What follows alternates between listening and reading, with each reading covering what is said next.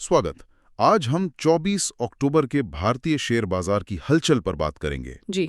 हमारे पास उस दिन का एक मार्केट अपडेट है और हमारी कोशिश रहेगी कि इसमें से जरूरी बातें निकालें। बिल्कुल। बाजार का मिजाज कैसा था, कौन से हिस्से ऊपर गए, कौन से नीचे, और इनके पीछे की कहानी क्या हो सकती है।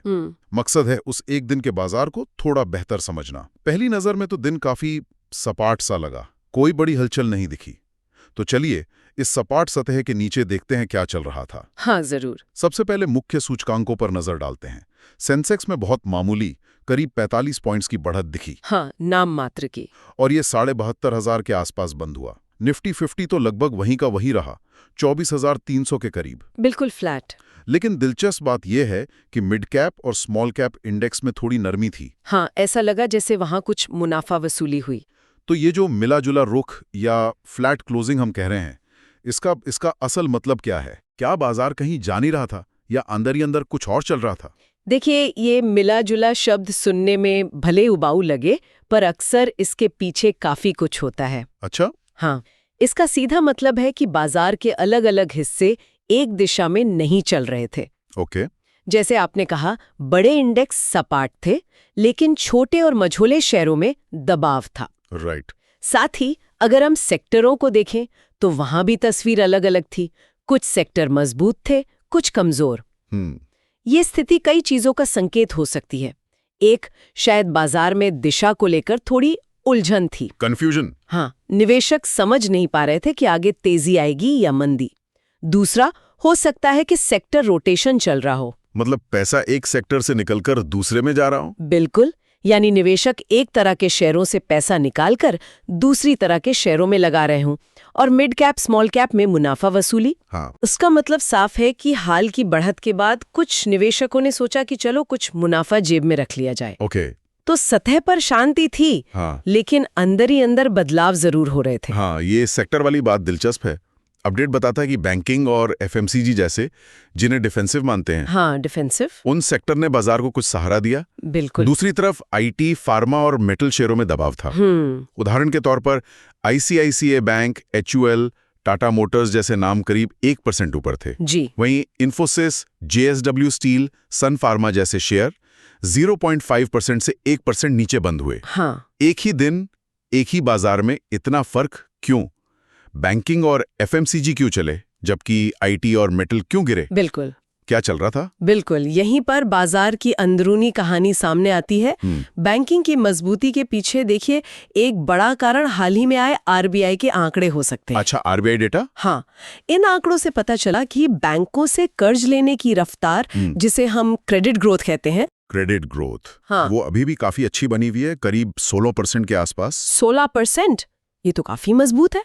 हाँ, काफी मजबूत। जब अर्थव्यवस्था में कर्ज की मांग मजबूत होती है तो ये बैंकों के लिए अच्छा माना जाता है, क्योंकि उनका मुख्य व्यवसाय लोन देना है। सही बात है। इससे उनके मुनाफे की उम्मीद बढ़ती है।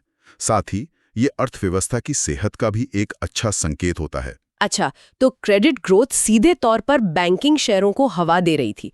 और एफएमसीजी, उनकी मजबूती का क्या कारण हो सकता है? क्या त्योहारी सीजन का कुछ असर था? एफएमसीजी की मजबूती के पीछे हाँ कई कारण हो सकते हैं। एक तो जैसा आपने कहा, त्योहारी मांग का असर हो सकता है। दिवाली के आसपास का समय था शायद। हाँ बिल्कुल, तो उससे इनकी बिक्री बढ़ने की उम्मीद होती है। दूसरा, कच्चे तेल की कीमतों में जो नरमी देखी जा रही थी, हाँ, उसका भी जिक्र था। उससे भी इन्हें फायदा होता है। कई एफएमसीजी कंपनियों के लिए पैकेजिंग और ट्रांसपोर्टेशन लागत का एक बड़ा हिस्सा होता है, जो कच्चे तेल से जुड़ा है।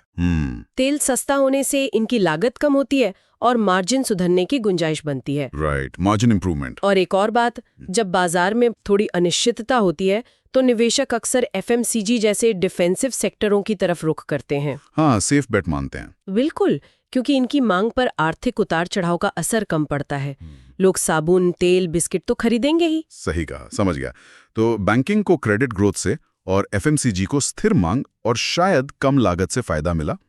अब दूसरी तरफ चलते हैं, आईटी, फार्मा और मेटल क्यों दबाव में थे? हाँ, मेटल का तो आपने पहले वैश्विक कमोडिटी कीमतों से लिंक बताया था। हाँ, मेटल सेक्टर का मामला काफी हद तक ग्लोबल संकेतों से जुड़ा था। Global cues, okay. दुनिया भर में धातुओं की कीमतों में नरमी चल रही थी।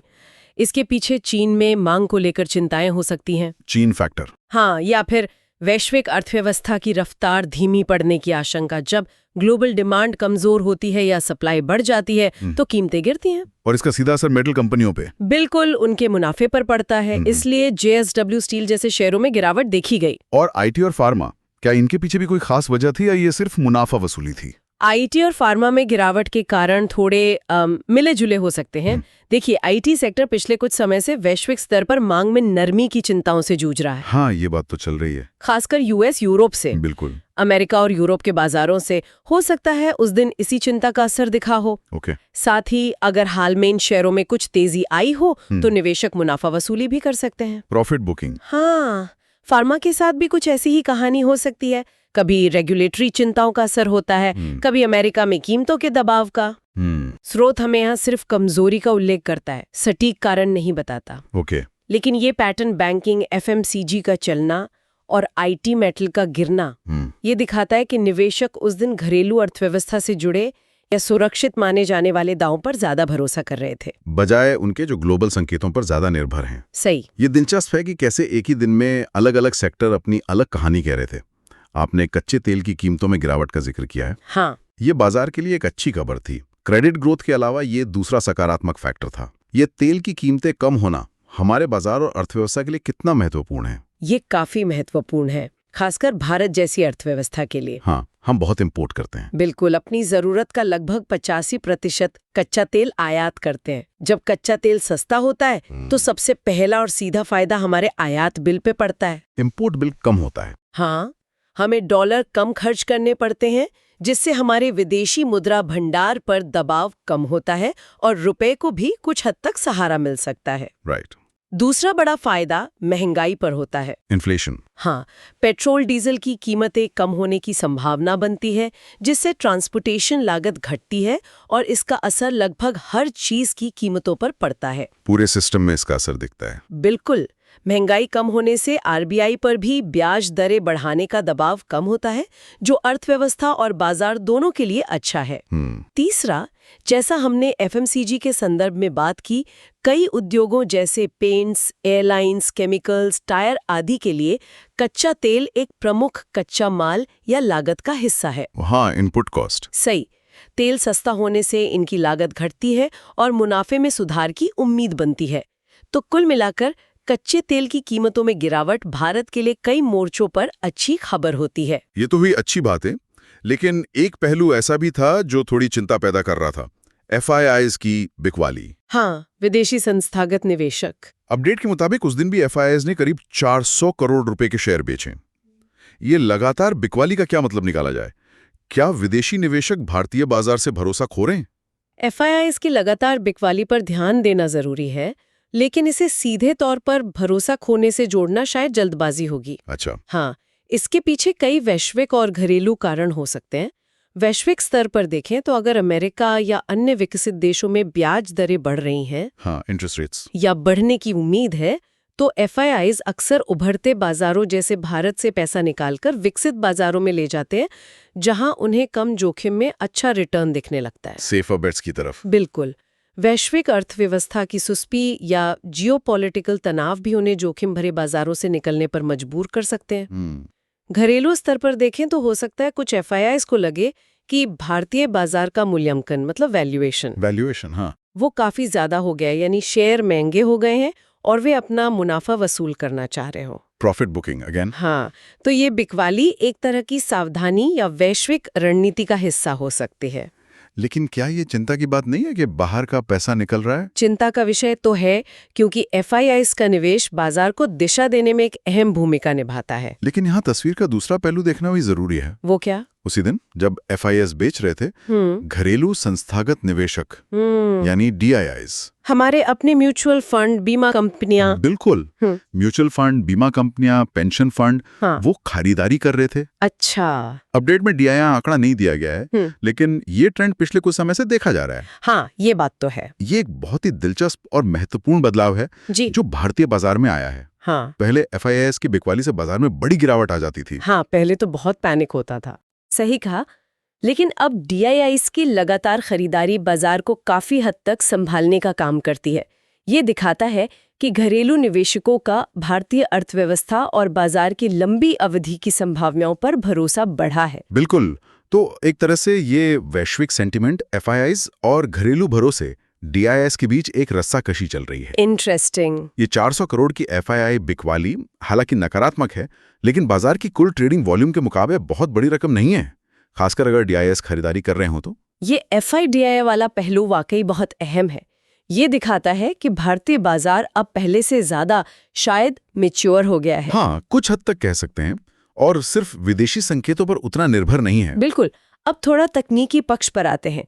अपडेट में निफ्टी के लिए कुछ स्तर बताए गए थे, सपोर्ट 24,200 के आसपास और रेजिस्टेंस 24,450 के करीब। Technical levels. आम निवेशक के लिए इन नंबरों का क्या मतलब है? क्या ये भविष्य बताते हैं? नहीं, ये स्तर भविष्य तो कतई नहीं बताते। ओके। लेकिन ये ट्रेडर्स और बाजार पर नजर रखने वालों के लिए एक तरह के गाइड पोस्ट का काम करते हैं। गाइड पोस्ट कैसे? सपोर्ट लेवल वो स्तर होता है जिसके नीचे बाजार के जाने की संभावना कम मानी जाती है। ऐसा सोचा जाता है कि अगर इंडेक्स गिरकर इस लेवल तक आता है तो यहाँ खरीदार सक्रिय हो सकते हैं। खरीदने वाले आ सकते हैं। हाँ, क्योंकि उन्हें लगेगा कि बाजार अब यहाँ से और नहीं गिरेगा या यहाँ शेयर आकर्षक कीमतों पर मिल रहे हैं। 24,200 का सपोर्ट मतलब ये एक ऐसा लेवल था जहाँ से बाजार को सहारा मिलने की उम्मीद थी। और रेजिस्टेंस? दूसरी तरफ रेजिस्टेंस लेवल वो स्तर होता है जहाँ बाजार को ऊपर जाने में रुकावट का सामना करना पड़ सकता है। ऊपर जाने में दिक्कत? हाँ, माना जाता है कि जब इंडेक्स इस लेवल पर पहुंचता है तो बिकवाली का दबाव बढ़ सकता है, क्योंकि कुछ लोग मुनाफा वसूली करना चाहेंगे या उन्हें लगेगा कि बाजार अब यहाँ से और ऊपर नहीं जाएगा। ओके। 24,450 का रेजिस्टेंस मतलब ये वो लेवल था जिसे पार करना निफ्टी के लिए उस समय एक चुनौती थी। तो ये एक तरह से मांग और आपूर्ति के संभावित क्षेत्र हैं, डिमांड सप्लाई जोन। हाँ, कह सकते हैं। लेकिन क्या बाजार हमेशा इन स्तरों का सम्मान करता है? मतलब हमेशा यहीं से घूमेगा या रुकेगा, खासकर जब कोई बड़ी खबर आ जाए या माहौल अचानक बदल जाए? बिल्कुल नहीं। ये स्तर पत्थर की लकीर नहीं होते। अच्छा। कोई बड़ी अप्रत्याशित खबर, चाहे वो सकारात्मक हो या नकारात्मक, इन स्तरों को आसानी से तोड़ सकती है। साथ ही ये याद रखना जरूरी है कि तकनीकी विश्लेषण मतलब टेक्निकल एनालिसिस, हाँ, चार्ट्स वगैरह, हाँ, जिसमें ये सपोर्ट रेजिस्टेंस आते हैं, ये बाजार को देखने का सिर्फ एक तरीका है। इसे हमेशा कंपनी के फंडामेंटल्स, मौलिक विश्लेषण, हाँ, मौलिक विश्लेषण यानी कंपनी का व्यवसाय कैसा है, मुनाफा कैसा है, भविष्य की क्या संभावनाएं हैं और व्यापक आर्थिक कारकों, मैक्रो फैक्टर्स जैसे ब्याज दरें, महंगाई, जीडीपी ग्रोथ, इन सब के साथ मिलाकर देखना चाहिए। सिर्फ टेक्निकल पर निर्भर रहना ठीक नहीं। बिल्कुल। अकेले तकनीकी स्तरों के आधार पर निवेश का फैसला लेना जोखिम भरा हो सकता है। ये अल्पकालिक रुझानों को समझने में मदद कर सकते हैं, लेकिन लंबी अवधि की तस्वीर नहीं दिखाते। इसलिए सवाल हमेशा रहता है कि इन तकनीकी स्तरों को कितनी अहमियत दी जाए, खासकर जब वे मौलिक संकेतों से मेल ना खा रहे हों। ये स्तर एक तरह से बाजार की तात्कालिक साइकोलॉजी को दर्शाते हैं। ठीक है, तो हमने उस दिन के बाजार की काफी परतों को खोलने की कोशिश की। अगर हम 24 अक्टूबर के इस मार्केट अपडेट को समेटें तो मुख्य बातें क्या निकल कर आती हैं? हाँ, तो मुख्य बातें ये रहीं। पहला, सतही शांति थी पर अंदरूनी हलचल थी। इंडेक्स फ्लैट पर एक्शन। बिल्कुल। मुख्य इंडेक्स लगभग सपाट बंद हुए, लेकिन ये एक मिलाजुला दिन था जहां छोटे मजोले शेयरों में मुनाफा वसूली हुई और सेक्टरों में अलग अलग रुझान दिखे। ओके। दूसरा, सेक्टरों की अलग कहानी थी। हाँ, वो बैंकिंग, एफएमसीजी बनाम आईटी, मेटल। सही, घरेलू मांग और सुरक्षित माने जाने वाले सेक्टर जैसे बैंकिंग मजबूत क्रेडिट ग्रोथ के दम पर और एफएमसीजी स्थिर मांग और कम लागत की उम्मीद से मजबूत रहे। वहीं वैश्विक संकेतों पर निर्भर सेक्टर जैसे आईटी, फार्मा और मेटल दबाव में थे। ठीक है। तीसरा पॉइंट। तीसरा, मिले जुले कारक थे। अच्छी खबरें भी थी, चिंताएं भी। हाँ, क्रेडिट ग्रोथ, सस्ता तेल बनाम एफआईआई सेलिंग। बिल्कुल। एक तरफ अच्छी क्रेडिट ग्रोथ और गिरते कच्चे तेल की कीमतें जैसी सकारात्मक खबरें थीं। दूसरी तरफ एफआईआईज की निरंतर बिकवाली चिंता का विषय बनी रही। हालांकि डीआईआईज की खरीदारी ने संतुलन बनाए रखा। और चौथा, तकनीकी सीमाएं। निफ्टी एक रेंज में फंसा दिखा। वो सपोर्ट और रेजिस्टेंस वाले लेवल्स? हाँ, निफ्टी 24,200 के सपोर्ट और 24,450 के रेजिस्टेंस के बीच फंसा हुआ दिखा, जो बाजार में एक सीमित दायरे के कारोबार का संकेत दे रहा था। तो कुल मिलाकर ये एक ऐसा दिन था जहां बाजार कई अलग अलग दिशाओं से आ रहे संकेतों को पचाने की कोशिश कर रहा था। कोई एक तरफा कहानी नहीं थी, बल्कि कई छोटी छोटी कहानियां एक साथ चल रही थी। हाँ, एक दूसरे को संतुलित कर रही थी। सही। तो इन सब का क्या मतलब है? ये उस दिन के बाजार की एक स्नैपशॉट थी जो दिखाता है कि बाजार किस तरह घरेलू मजबूती और वैश्विक चिंताओं के बीच संतुलन साधने की कोशिश कर रहा था। बिल्कुल सही कहा। और यहीं से एक सोचने वाली बात निकलती है।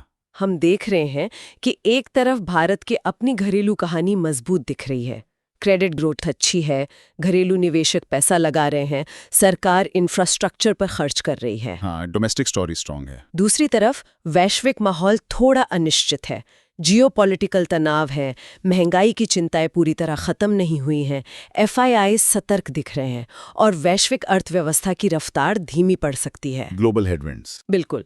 तो बड़ा सवाल ये उठता है कि आने वाले समय में भारतीय बाजार की दिशा तय करने में कौन सा पलड़ा भारी रहेगा? डोमेस्टिक स्ट्रेंथ या ग्लोबल वीकनेस? हाँ, क्या हमारी घरेलू मजबूती हमें वैश्विक झटकों से बचा पाएगी या फिर वैश्विक हवा का रुख हमें भी अपनी चपेट में लेगा? ये $1 मिलियन क्वेश्चन है। या फिर क्या हम इसी तरह के मिले जुले सेक्टर विशिष्ट प्रदर्शन वाले बाजार को और लंबे समय तक देखेंगे, जहां इंडेक्स रेंज में रहे पर सेक्टर चलते रहे अलग अलग? हाँ, जहां इंडेक्स भले ही एक दायरे में रहे लेकिन अलग अलग सेक्टर अपनी अपनी चाल चलते रहे। ऐसे माहौल में निवेशकों के लिए चुनौती ये है कि वे सही सेक्टर और सही स्टॉक का चुनाव कैसे करें। सही स्टॉक पिकिंग का महत्व बढ़ जाता है। बिल्कुल, ये वो सवाल हैं जो इस तरह के अपडेट हमें सोचने पर मजबूर करते हैं।